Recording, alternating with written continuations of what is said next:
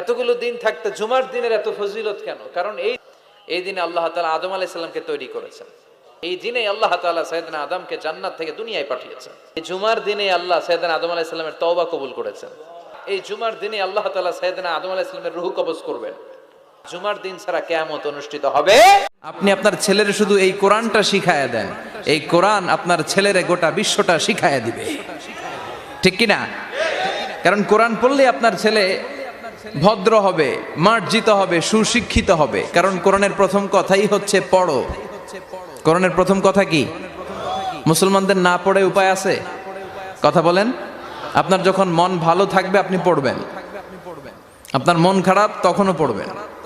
সুস্থ আছেন পড়েন, অসুস্থ পড়েন, দেশে আছেন পড়েন, দেশের বাইরে পড়েন, মারা যাচ্ছেন তখনও পড়বেন, পড়তে পড়তে মরবেন, ঠিক কিনা? অনেকে বলবে হুজুর মরতাছি আবার কি পড়বো?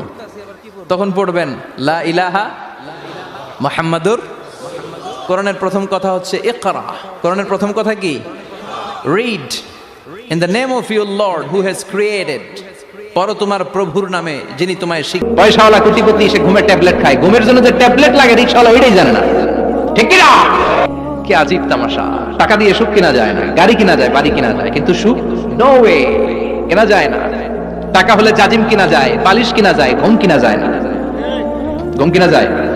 ফার্মেসিতে ডাক্তারের কাছে যে যদি বলেন 2000 টাকার ঘুম দেন, দিবে? ডাক্তার কি বলবে? দূর মিয়া, আমারই ঘুম আসে না, তোমারে আমি ঘুম বিক্রি করবো। কোন নারী যদি দুনিয়াতে 4টা কাজ করে আল্লাহ তাআলা তার জন্য জান্নাতের 8টা দরজা খুলে দিবে।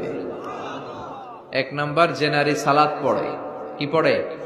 2 নাম্বার, নারী যদি রমাদানের রোজাগুলো রাখে। 3 নাম্বার, নারী যদি স্বামীর আনুগত্য করে। 4 নাম্বার, নারী যদি তার সতীত্বের হেফাজত করে। এই 4টা কাজ কোন নারী দুনিয়াতে করলে তার জন্য জান্নাতের 8টা দরজা খুলে দেয় কে?